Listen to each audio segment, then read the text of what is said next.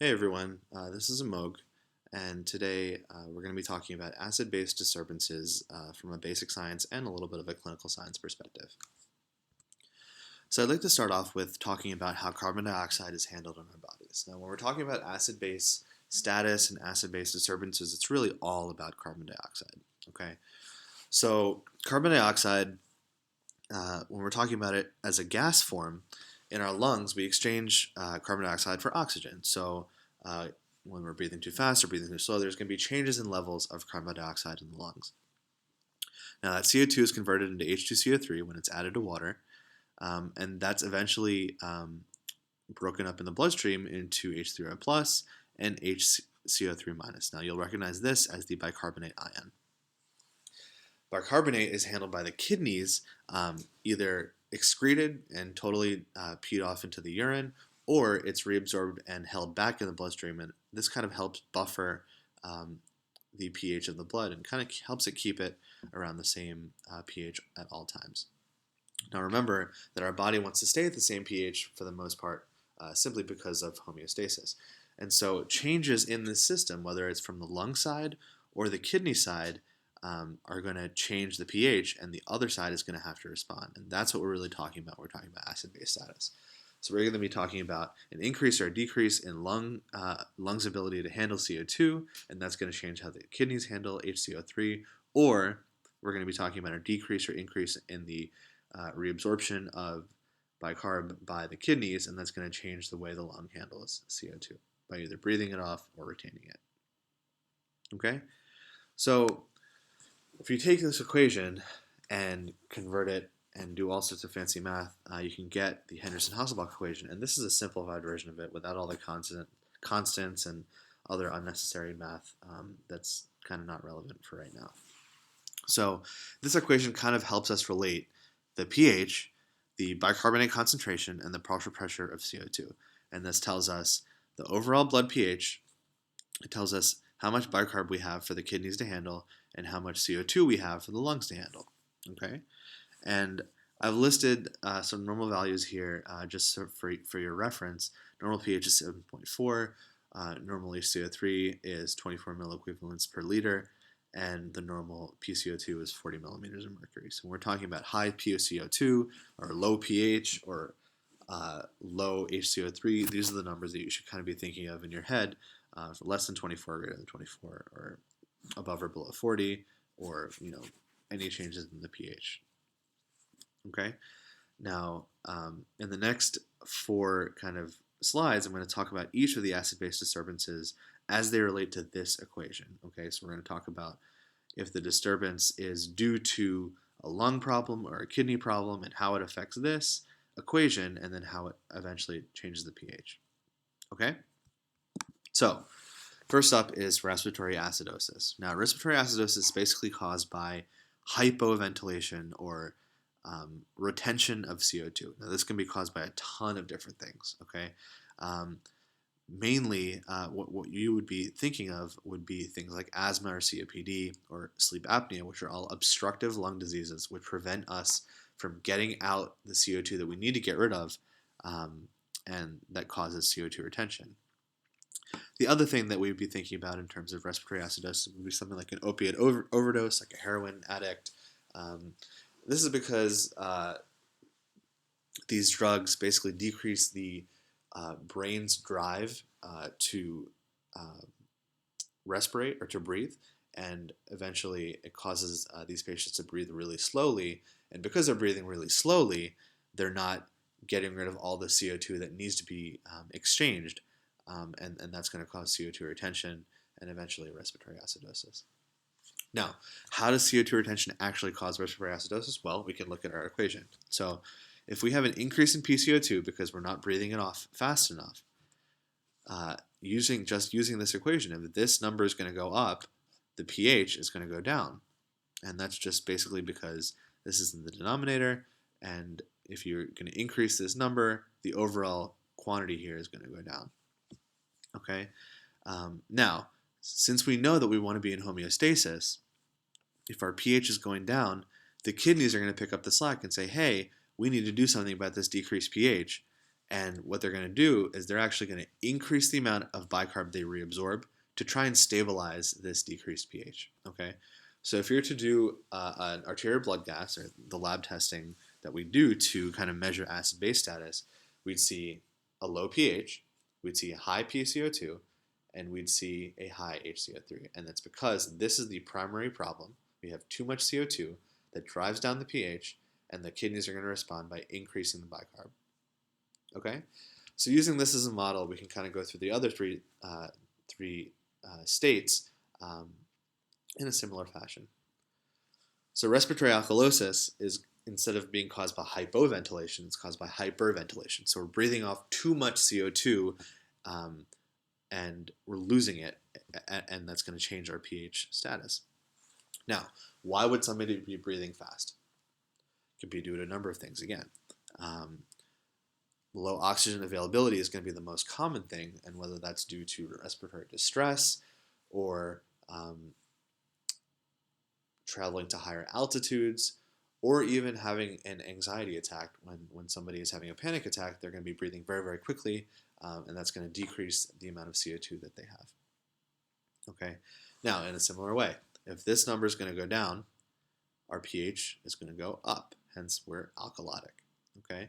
And the kidneys are going to respond by saying, hey, we have too high of a pH, and so we're going to get rid of some of this bicarb to try and normalize it. So first step is going to be a decrease in CO2.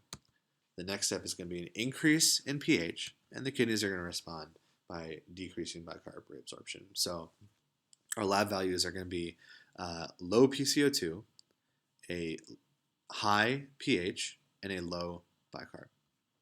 Okay? Now, metabolic acidosis is a little bit different. Now, instead of it being caused by hypo or hyperventilation, this is going to be caused by an inability of the kidneys to handle bicarb properly. And in acidosis, it's really due to the kidneys basically losing too much of bicarb. And this can be caused by either high anion gap conditions or normal anion gap conditions. Now, what do I mean by anion gap? As I'm sure you guys remember from your physio classes, anion gap is just calculated as the sodium concentration minus the combination of chlorine plus bicarb. And what that tells us is are there any other negative ions in the blood that we can't measure with our lab values, okay? And because negatively charged ions are considered to be acidic, they're acids, they're going to attract protons, we can consider them organic acids, and if we have a high amount of those, it's called a high anion gap metabolic acidosis. Now, some examples of those organic acids are ketones, lactate, lactic acid. It can also be related to medicines that we take, like aspirin. Aspirin's name is salicylic acid. It's an organic acid. If we have lots and lots of aspirin, it can kind of affect the way we handle our pH because it's an excess of organic acids, and it's going to cause a high anion gap metabolic acidosis. The other thing that can cause anion gap metabolic acidosis is just renal failure. If the kidneys can't handle organic acids at normal levels, and the kidneys are just failing, it's going to cause a decrease in bicarb, a decreased ability to buffer the blood, and thus changing the pH. You can also have a normal anion gap metabolic acidosis, and this is really just due to excretion, either through the urine or through the GI tract, so through the urine or through the feces, of just excretion of bicarbonate. Okay, so normally for suspecting metabolic acidosis, we would calculate the anion gap, and then based on the history, we could say, okay, this is a high anion gap. It's probably due to this if it's a diabetic, maybe due to diabetic ketoacidosis, or if it's someone who's on a specific medication that we know can cause metabolic acidosis, we probably think it's due to that. Or if the anion gap is normal, then we're thinking about just an excretory problem, a decrease in levels of HCO3. Okay? Now, if we have a decreased level of HCO3, what's going to happen to our pH?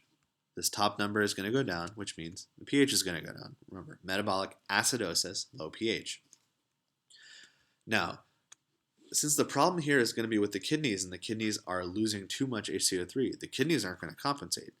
It's going to be the lungs that actually compensate, and the lungs are going to compensate by breathing faster. And they're going to say, hey, if we breathe faster, I can get rid of this extra CO2 and kind of normalize the pH. And that's exactly what they do. So we're going to have a low HCO3, a low pH, and a low PCO2. Okay. Now, the clinical picture for someone who's in metabolic acidosis, they're going to have, again, this increased respiratory rate, and that's due to the lung compensation. They're also going to have some nonspecific signs of just nausea, vomiting, fatigue, and that's really just due to this change in pH, change in renal function, and it's nonspecific. So really the most important things in working this patient up is going to be the history. It's going to be looking at any possible causes of either an anion gap metabolic acidosis or just a normal metabolic acidosis, and moving on from there. Okay, so the final disturbance that we're going to talk about is metabolic alkalosis. And if metabolic acidosis was due to a decrease in HCO3, a metabolic alkalosis is going to be caused by a retention or increase of HCO3 by the kidneys. And the main cause of this is going to be hypovolemia, so low volume status.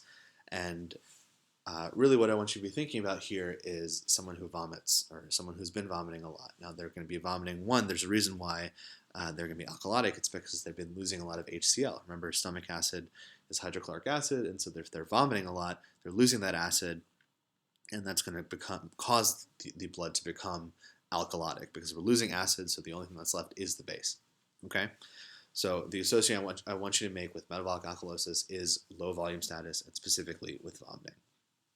Okay, so if our kidneys are reabsorbing all of this HCO3 because we're losing so much volume, or we don't have enough volume, then what's going to happen to the pH? Well, HCO3 is going to be up, and because HCO3 is up, our pH is also going to be up. And if our pH is up, the lungs are going to respond by decreasing respiratory rate, right? So by decreasing respiratory rate, they're going to drive up the amount of PCO2 because we're still holding on to CO2. We're not breathing off as much of it anymore, and that's going to allow the pH to kind of normalize. So again, primary disturbance is HCO3 retention. It's going to change the pH by driving it up, and the lungs respond by not breathing as often, not breathing as much CO2 off as they would have liked to normally, and that's going to allow the pH to normalize. Now, the clinical picture for a patient with metabolic alkalosis is going to have to do with that hypovolemic state, and they're also going to be lethargic. They might have a headache, and that's due to just the changes in volume status. Remember, our brain is highly sensitive to volume statuses, so volume status changes. So if the body is in overall volume depleted state, there's going to be changes in intracranial pressure, and they're going to present with a headache as well. Okay, so I hope that this was helpful in kind of just giving you a brief overview of the different acid-based disturbances, and looking forward to working through the cases with you guys. Okay, bye-bye.